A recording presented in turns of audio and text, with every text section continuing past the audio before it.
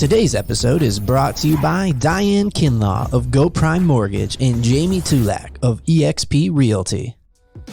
All right, we couldn't be more excited about today's episode of The Guys Who Do Stuff because we are launching the first ever episode of The Girls Who Do Stuff. This is a brand new podcast with hosts Jenny Midgley and Sarah Madras, and they are going to kill it. So on this episode, we're going to talk to Jenny and Sarah and get to know them a little bit, and you can catch the second half of this episode on their channel at Girls Who Do Stuff. So go check out their podcast, follow them on social media. You guys are going to love this show.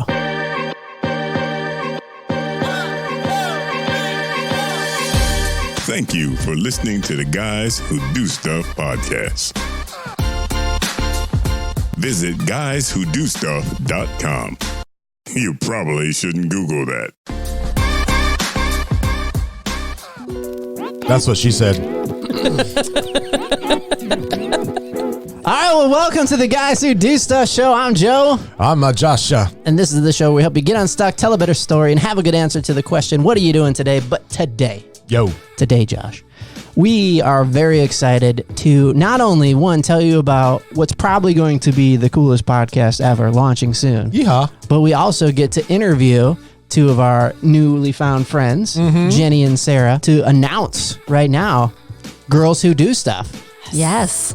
So welcome so much to the show. You guys are going to be starting your own show called Girls Who Do Stuff. Yes. And it's going to be fantastic. It is going to be fantastic. I'm Jenny. I'm Sarah. Hello there, Jenny and Sarah. Welcome to the studio. Jenny, just tell us a little bit about yourself and your business. Oh, yes. I'm Jenny. I am a photographer, and I do digital media marketing. Jenny Midgley. Jenny Midgley. Yes. JennyMidgley.com. Like me. And I am originally from Washington, D.C. I lived in upstate New York and Syracuse in the frozen tundra for like 12 years. I made my way back south, and we've been here in Raleigh for about 4 years. I have 2 kids, a husband. I love working and being a creative solution finder for businesses looking to get their marketing unstuck. You're That's leaving what I do. out your zone of genius of your branding photography. Yeah, the girl. branding Come on. photography. Yeah.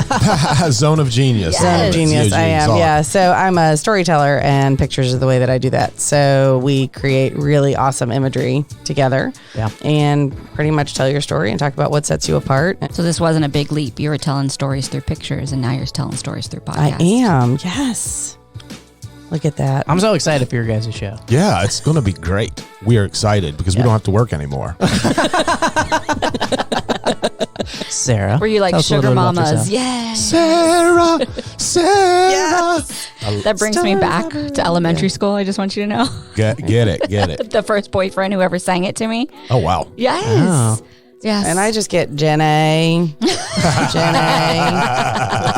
You carry a box of chocolates? Exactly. Peas and Nice. carrots. Yeah, I'll never forget it. 6th grade, and he was so sweet. You know, when you're in 6th grade, you're on the phone in the summer forever because you can't see each other. And he was like, "I have a song for you." And he sang it. And he played it and was singing, and I was like, and sang it. "I love you." How did you not marry this gentleman? Gosh. Right? Were you twirling the phone cord in one hand while you were listening to this? Yes. Yeah. They were struggling with their earrings before we got started putting on the headphones. Yeah. And I wanted to share an embarrassing story about myself. Go for Because I it. used to have earrings. I got married super young. I was 18 when we got married. And so we went on the honeymoon. It was fantastic. We went to the Smoky Mountains, and now I'm an adult. So I'm like married and also just for the first time out of the house. And so I thought, man, I'm getting my ears pierced. 'Cause I'm Mom really can't gonna tell me that. rebel. I'm going to do it. So we went to probably, I don't remember what it was, but probably something manly like Claire's in the mall. Yeah. And got my ears pierced, and they put in studs, which I did not like. At this time, young Joe thought that studded earrings were stupid, but hoop ones were cool. That was what was going on in my brain anyways. And so I didn't want the stud ones. I found this embarrassing. I wanted the hoop ones. So I also bought the hoop ones. And the nice lady at Claire's was like, you can't change them out because your ears got to heal for like, and she said some time that felt like too long. So of course I get home and I'm like, there's already a hole there. So this was what was going on. It's honeymoon. It's fantastic. Our lives are getting started together. There's a cool hot tub. We just spent some time in the hot tub. We ate dinner, and I'm like, I'm going to change out these earrings because I don't like studs. I saw myself in the mirror and I'm like, I'm going to do it. So go into the bathroom and start changing out the earrings. And so this is what I learned after I took them out. The ones that they put in had a straight line. Yes. And the ones that they told me that I needed to wait had a curvy line. Yes. And so I'm fishing this curvy line through the hole in my ear, just trying to get it. And it's like, having a hard time with it, feeling a little nauseous. And I remember, all I remember is telling Lori, like, hey, I don't feel right. And then woke up next to the toilet and she's just laughing hysterically, pointing at me because I had passed out from trying to change out these stupid earrings. That's how you know that you picked the right one to marry. Yeah. It's because she supported you in getting your ears pierced. Then she supported you in switching them because hoops are less embarrassing than studs. And then she took care of you when you passed out on the floor. Yeah, she took care of me by laughing at me. That's how you know you found the one that they can laugh with you at you. It was, yes, it was a very embarrassing chapter of my life. Probably the last time I passed out. Maybe the only time I've ever passed out. What? Come to think of it. You had earrings I did. in your ears? Yeah. Yeah. Fantastic. Yeah. They kind of went out of style though for guys right now. Well, then they went to the stretching in PSA. I just took my daughter to get her ears pierced and for her 4th birthday, and I took her to a tattoo parlor and with a certified piercer. And not Claire's? And not Claire's. What's wrong with Claire's? So like my former life, I was a social worker and I worked in healthcare for 20 years. And so infection control is like a big thing, Listen, right? these like people at hand Claire's have washing. received minutes of training. With that Minutes little of training, pew, pew gun. right? And that can never be cleaned fully, that like can store tissue and blood cells and You're scaring all germs. the I listeners know. away. I'm Stop sorry. it. Like, Stop it. here's your PSA. I mean, nothing against, the piercing places, but please go to a certified piercer if you're going to get anything like a wound purposefully put into your body. You should go to the tattoo place. You should go to the Take your tattoo 4-year-old to certified the tattoo piercer. place. Yep. Yes. Mhm. Awesome. You're a professional. They were fantastic. Sarah, I'm sorry I told a super long story we about just passing totally. out. Tell us a little bit about your business, please. Okay, so my background is as a mental health therapist, and I did that for almost 15 years and opened a private practice and counseling center and had that going. And it was through that I was working with so many people, and they were like having the same issues over and over again, and we would handle the stuff in the family, but then they would say, great, my marriage is great. I'm got this parenting tools, awesome. But when I go to work sucks. And how do I change that? And so then that's when I started working with businesses and helping them change their culture and really learn how to lead with compassion and vulnerability and create connections. In my last job, we had about 300 employees. And in a company that's large, everybody's working for the same place, but it's very possible for one person to have a view of the organization that's completely different from another person over here on another team. And it's much like if you've got siblings, they can come up way different and have different interpretations of their childhood, yet they shared a lot of similar things. I don't remember who told me at first, but your view of your organization is the person one seat ahead of you. For most people, like that person who they directly report to is the organization. So that's a big responsibility and a weight to carry. It is. And we are hardwired for connection and belonging. Like when we're in the womb, we are connected through the umbilical cord physically to our mom. And so from the start of inception, we are hardwired for connection and belonging.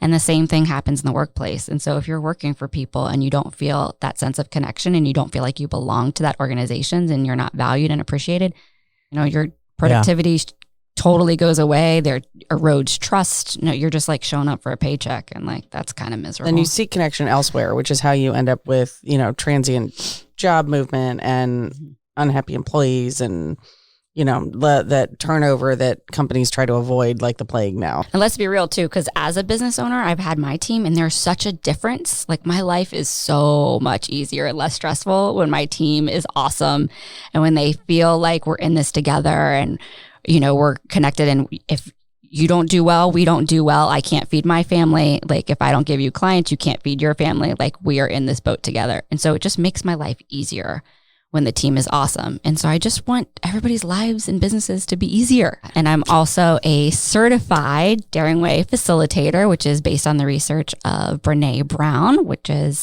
she is like, Yes. If you don't know Brene Brown, Google that. Like not just spirit animal, like spirit leader. Yes. Journey leader. She is like my mentor of all mentors. Yeah. Like, how people are like Oprah? I'm like, psh, Yeah. who's Oprah? Give me some Brene. Right. And for Oprah, Brene is that. Yes. Right? Like, so Yes. Oh, she's Oprah's Oprah. Mm-hmm. Oh, that's fascinating. I didn't know Oprah would have an Oprah. Yeah. But she'd have to. Yeah, she'd have to. she must. And it's Brene Yeah. Brown. Yeah. We learned something. Holla. So when Josh and I started Guys Who Do Stuff, it started out of this notion that we should tell a better story with our lives. It was, I'd like to pretend like it was a lot more professional and cool. Like we had a business. No, we didn't do any of that. It was a phone call and we're like, we should do something. Here we are now in a studio. It's exciting. And it's been the same premise. We get to talk to really interesting people. I've learned a ton. I feel like I've saved a lot of money on business coaching. Yeah, I know, right? So tell me a little bit about why you guys are excited about doing Girls Who Do Stuff. What's the origin story? What's the origin story? So, Joe, you came to do something here in the studio and happened upon a women business owners networking event where the owners here at Vibe were like, hey, Joe, come meet all of these women. Yeah. And he was talking about the podcast and he was saying, if you know 50 people who you would want to talk to, then you could do a podcast. And what would you want to talk about and all those things? And so I was here photographing the event and I went home and like just kind of mulled it over. And then the next morning I was driving to another networking event and it was like a download into my brain of this great idea. And I wanted to do it. It's called the Diana Project because Wonder Woman's my thing. And I think Wonder Woman's everybody's thing. What is everybody's thing? Wonder Woman. Yeah. Oh, gosh. Yeah. I know it's really my thing because I have the tattoo on my back. But She's like, no, you don't understand. She's like, I've It's my claimed thing. it. It's branded on me. It is literally branded on me. But it turns out that the Diana Project is actually trademarked. But I brought it up to Joe and he was like, well, why don't you just do Girls Who Do Stuff? And I was like, that's an idea.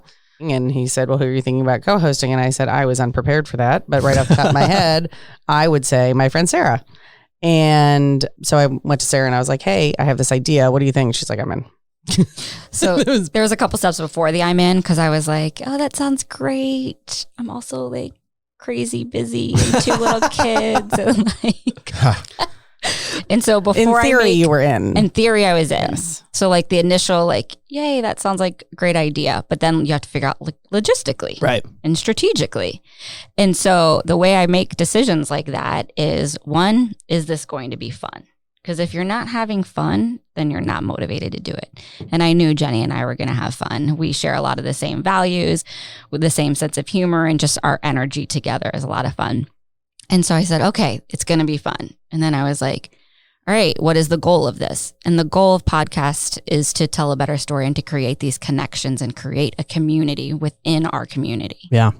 And I was like, well, that hits one of my core values. And so if it's fun and is it going to hit one of my top 3 core values? Check. And then I was like, okay, can we fit this into the schedule? And then you were like, we can batch content. I was like, check. Batch content is my superpower. Yes. And then when you said I didn't have to do all the tech stuff, I was like, even better. I think that there's something to be said for 2 women business owners getting together and talking to other women in business and talking about, and not just women in business, but women who do stuff and girls who do stuff. And we know a lot of really cool chicks. So I'm excited to dive into that pool of people and see who wants to come join us in the studio. Can we dive into a little quick little thing about the wordage?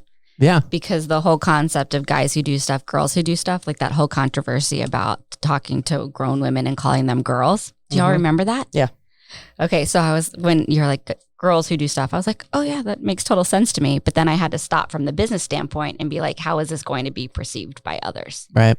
Like, how is it going to, because the women business owners that were approaching and that are going to be on the show, they're not girls. Like these are mature business owners. They are awakened women. You know what I mean? And I was like, how are we going to have that conversation? And when that comes up, if that pushback or stigma comes back, how are we going to handle that? So we handled it with guys who do stuff. We just stuck with it and said, you know what? F the political seesaw. And then we were like, wait a minute, this appeals to, guys in general. Well, and honestly, there's a little girl inside of all of us, just like there's a little guy inside of all of you. You know what I mean? And so we're not just talking from this place of our mature stories. Everything is coming from our little girl stories too. The truth. Interesting. And on top of that, I think there's also the language ownership, right? So like words only have the power that you give them. So if we're owning that we are like rocking girls who do stuff, because we are. Yes. And we do a lot of stuff. Preach. In all of our different roles. We can just own that we are women and girls and chicks and broads or whatever else that we that other people may identify as, and not be offended by that. Well, it's one thing to self-identify as, and it's another thing to be called. Totally. And I think that's the difference here. Yes. you know? Yes. Like, because the point you were making is the practice of calling a grown woman who has her life together a girl is meant to be pejorative and put them in their place by people that are misusing the word. And I think that's where the origin of the controversy came. Like, oh, that's cute little girl kind of stuff. And that would be infuriating. If you own it and it's your word, you're coming from a much different place. Yes. Yes. I love how you just use the word pejorative in a sentence. Did I? I don't even remember using it. That's how my morning's going. You said that. Was and I that your like- word of the day? I was like, why on the would I toilet say paper? pejorative? I couldn't even remember that far back. Joe. I'm like Oh, the I fish didn't on Nemo today. Our title sponsors for this show are Diane Kinlaw and Jamie Tulak. Whether you're looking to purchase a new home or wish to refinance, why not seek the counsel of a friend who happens to know the Triangle housing market better than the back of her hand? As your local lender, Diane Kinlaw knows how important this area is to you because it's her home too. That's why she's made it a goal not to just be the best loan officer around, but a community leader supporting small businesses with referrals and networking events and supporting local charities with frequent fundraisers. If you're looking to move to Holly Springs or the surrounding area, or maybe interested in a refinance to lower your term or rate, Diane offers a wide array of programs to fit your family's needs. Let her be a part of your path home. A home doesn't have to be a dream. Let Diane make it a reality. You can contact us at www.goprime.com and search for Diane or call 919-624-9541. GoPrime Mortgage Incorporated Company, NMLS number 69551. Diane Kinlaw, NMLS number 1600777. GoPrime is an equal housing opportunity lender. Today's show sponsor, Jamie Tulak of eXp Realty, has a passion for serving clients and nearly a decade of industry experience as a top producing realtor and designer. Jamie Tulak of eXp Realty will help you reach your real estate goals. Whether you're buying, selling, investing, or renting in today's market, having an experienced real estate expert working for you is crucial. And don't forget to ask her about our Hometown Heroes credit for military, police, firefighters, teachers, and medical providers. Contact Jamie Tulak today at 559-707-1913. That's 559-707-1913. MRP certified.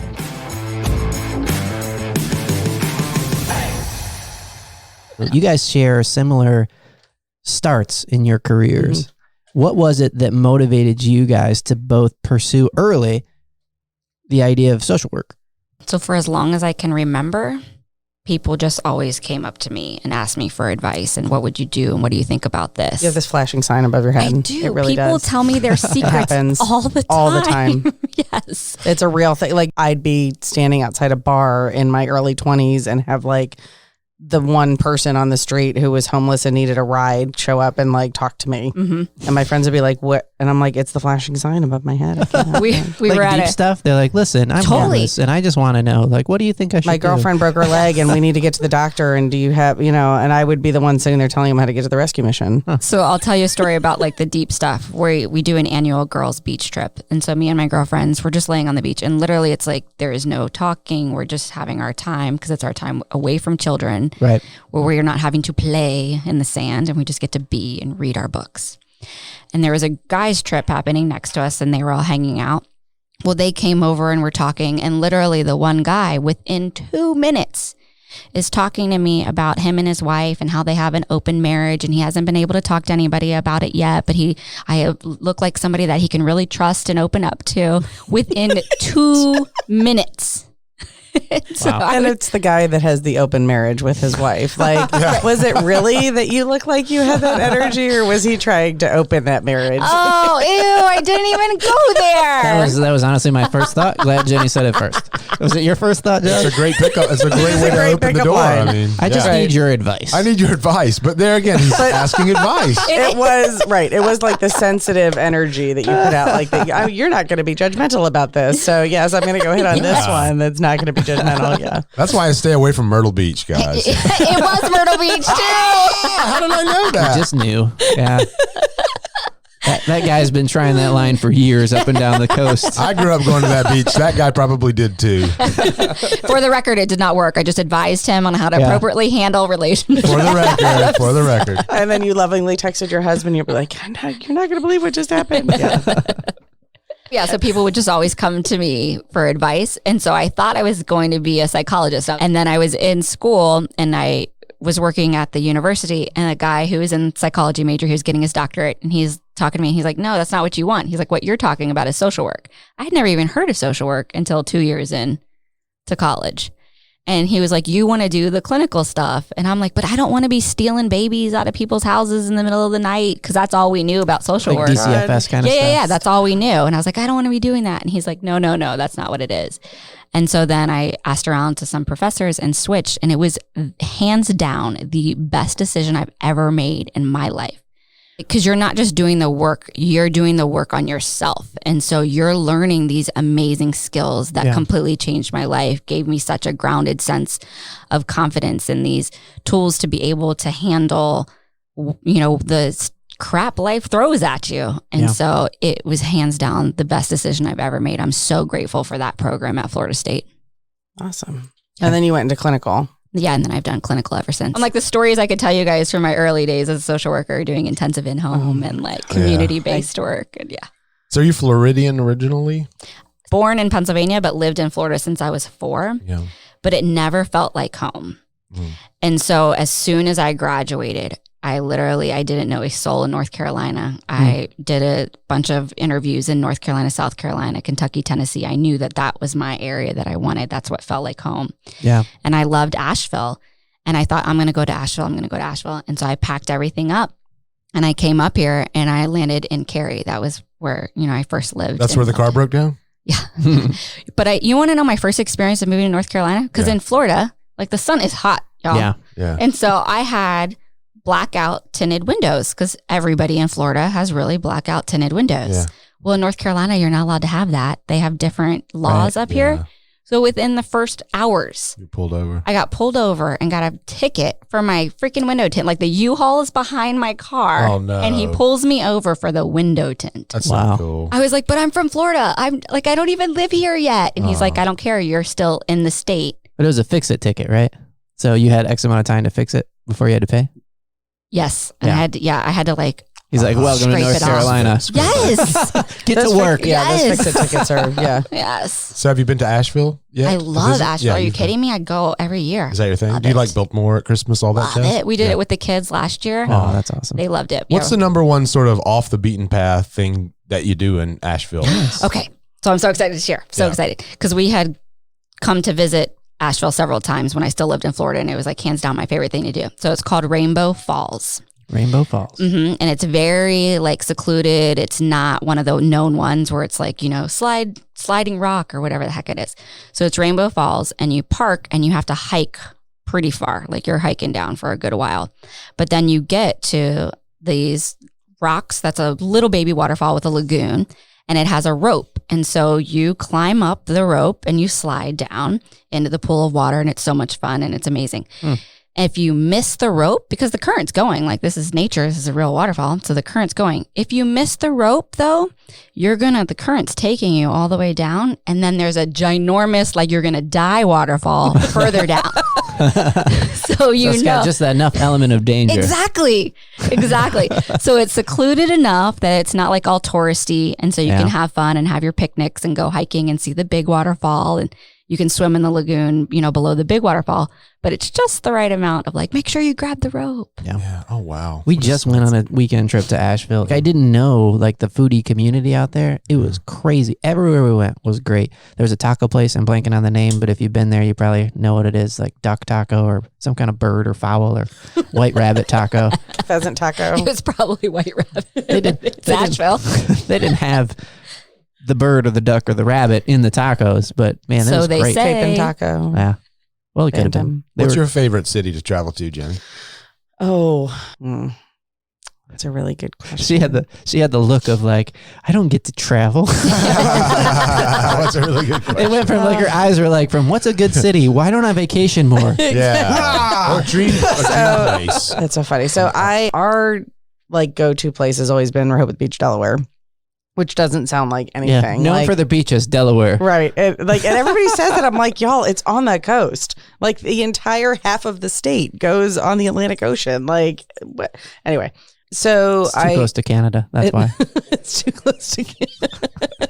It's actually known as the nation's summer capital. I'm just letting y'all know. But growing up in DC, like that was our beach destination. And so my parents that took us there, like when I was 2, my parents went and took a week, and they went like all up and down the Mid-Atlantic, and they started in a place called Lewis, Delaware, and then went to Rehoboth, and then like they went south. So like the way that the beaches go, it's like Lewis, Rehoboth, Dewey, Fenwick Island, Ocean City, and then there's like Assateague Island, and that goes down Chincoteague where all the wild horses are and all those things. So they picked Rehoboth because you could literally park the car and not have to leave for the entire week. Like there's enough to do. There's like a little amusement park, and there's boardwalk and all those things. So it's the Daytona Beach of Delaware. It is not the Daytona Beach of Delaware. I'm just gonna That's what I got in my mind when you were talking. Okay, sorry. Yeah. So, but it's like the boardwalk's like a mile long. There's like cute shops and everything. Have you and your husband taken your kids and tried to recreate the family vacation? Oh yeah. So we go twice a year. Actually, we have a friend vacation that started out as like, you know, all the singles going to the beach, whatever, and now has morphed into families with kids As life over the happens. course of, 12, 13 years of doing it. So we do that Memorial Day, and then we have our family vacation in the summer that we go there. But Fun. I mean, yeah, we used to so Nicholas, my older one, literally thought that every family had a beach house to go to, and that it was very normal to go every other weekend Oh yeah. to the beach when he was in preschool. And he would like ask his friends, like, what, Yeah. you don't go to the beach? And he's like, Had a hard time making friends. because we Did would he? pick him up Friday afternoons. Or Right? really easy time. They're like, take me. Yeah. Right. Like he just didn't comprehend. So they liked it as much as you. I feel like they every are time I beach try to bums. show my kids something cool from my childhood, they're like not having it. No, my kids are total beach bums. How old is everybody's kids? So my daughter's going to be 15 tomorrow, and then my other daughter's 12. I have a 6-year-old son. That's it. 5 and 8, 2 boys. Yeah, my daughter just turned 4, and my son is 8. Will be 9 next month. So you're mixed. Mm-hmm. I got 2 girls. I know what it's like I got 2 girl dogs, a wife, and 2 girls, which makes sense why I work out of a female empowerment Right. co-working place. Totally comfortable for you. It's not like, is there another way? I don't Right. know. And then you have 2 boys, Mm-hmm. which I always hear the stereotypical difference. I remember one time we were having a party when we lived in Wisconsin, and our buddies had 2 kids, similar ages, and they were 2 boys and we had 2 girls. And they were just running amok in my house. They literally peeled. They took the trim off my door, just like exposing. door jamb? Yeah, the door jamb. They had peeled it off somehow. There was like a baseball bat that my girls never used because they could care less, that they'd use to hit my television. They were just like banging on it. So I don't know. I don't Are those- care. that's No. not typical Are boy those behavior. normal? That's boy bad behavior? parenting. 'Cause we That didn't- is bad parenting. We didn't know. That is like you should know better than to take these children out in public. Bad parenting. And I was kind of like laughing a little bit because I thought it was humorous. But then No. also not That laughing. is not I was funny. No, like, I was like, that's not just boy behavior. No, that is like okay, good. So that's not your life? no. It's not. Fantastic. It's this. So there's, I was you want to hear concerned for you. stories? There's having 2 boys is actually an interesting story because I was devastated when I found out I was having 2 boys. You had 2 boys at once? No, Okay. but like when she found out she was having the second boy. when I Gotcha. You wanted the mix. I wanted the mix and I wanted the girl first. So both times I got pregnant and I found out we were having a boy, it was both times I was devastated. And I got a lot of crap from people because they're like, a child is a blessing. And I'm like, I'm not saying I don't love this child. I'm I saying hate that. I hate those like platitudes of like, oh, you'll regret when they're older, or no, you don't want to Totally. miss this, or oh, like you Yes. just want them to be healthy. No, shut up. And I wrote Like, a blog post show about some it because empathy it for was Pete's sake. yes, it was so hard for me. And people were like, I can't believe you wrote this. Your kids are going to read this one day. And I was like, I hope they do, so that if they ever have an experience, because I had as a kid, I had this vivid dream that I was going to have like that was my little girl. Like she looked at me, she had brown scraggly hair, beautiful eyes, and I asked her what her name was, and she said Michaela. And I just knew in that dream, this is my daughter, and I thought I am meant to have a little girl. And I'm meant to have a little girl, to have this little sassy little empowered thing to change the world. And so when the first one was a boy, and mind you, because I'm a planner, I was like, you're only allowed to drink soda. Like I was like telling my husband exactly what he was. Oh, all the like All the wild wild tales myths kind and of. You're wild only stuff. allowed to eat this, and you're like, yes. because I was going to make this happen. This is the new temperature of the house Right. now. Exactly. This is the temperature I'm going to keep my uterus Exactly. after. I'm going to do like stand on my head and do 100%. And so it didn't happen for the first one. And I was like, okay, we're going to have another one. It'll be fine. It didn't happen for the other one. And I was like hyperventilating, crying after that ultrasound because I was like, I thought I was meant to have this girl. And through the grief process, because you're grieving the life that you thought you were going to have, it doesn't make you love your child any less. It doesn't make you wish, like they were different. Like I love my boys. Right. But it actually helps, right? Because you went through that process so that you can love him more fully. Right. Yeah. And it was interesting because the only thing that shifted my perspective is something that my husband said. And he was like, what if you're meant to have 2 boys that you're raising as awakened men who are going to go out there and be the ones to advocate for women and to protect and to show men that this isn't how you treat women and to be those models. He's like, that's going to create more change and more ripples because we're still in a patriarch society. And then when you have a granddaughter, her name can be Michaela. Exactly. And I was like, oh, like that's when I was able to let go of that grief of what I thought. And you let them know that their first whichever one has the first girl is going to be Michaela, right? You told them that? I mean, you can just call her Michaela. It doesn't matter. Right, it doesn't matter. Exactly. Do what you want. Or like maybe your At least daughter-in-law. the middle name, you know what I mean? Right. Yes. Just saying. That's funny. And such a cool, compelling, just component of a great story. I mean, that's such a part of so many, everybody's story. We have an idea in our mind of what we want. And then oftentimes we find out getting what we need. It's like fates conspire, God, everything kind of gets together in a way that it's like, oh, this is actually what you need. You can catch the second half of this episode on their channel at Girls Who Do Stuff. We are supporting and highlighting and showcasing the local yokel, right? The guy and the gal who are rocking their space on a local level. And we love to focus on Cary and Raleigh and those kinds of areas. You guys are going to focus on like Western Wake. Yep. Like Holly Springs, Apex, Fuquay. Bring attention to the business. I don't like to be limited. If I want to go into Raleigh, I'm going into Raleigh. No, do it. We'll find people. It's a focus. You'll find people. We'll find you. That's just one of the really cool things about getting to do a show like this is all the relationships that are started and the insight that you get into businesses and the insight that you get into people that are also trying to live in the same space that we're trying to live in.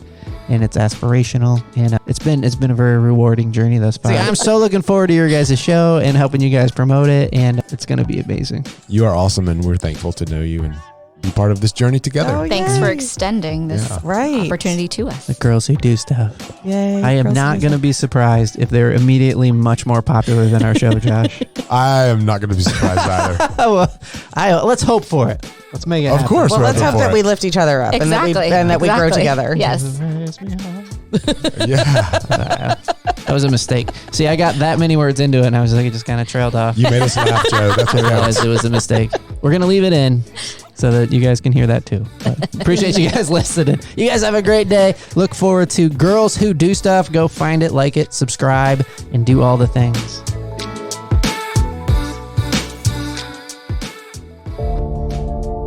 We love making this stuff for you. You can help us out by subscribing wherever you get your podcasts. Get unstuck, tell a better story, and have a good answer to the question, what are you doing today?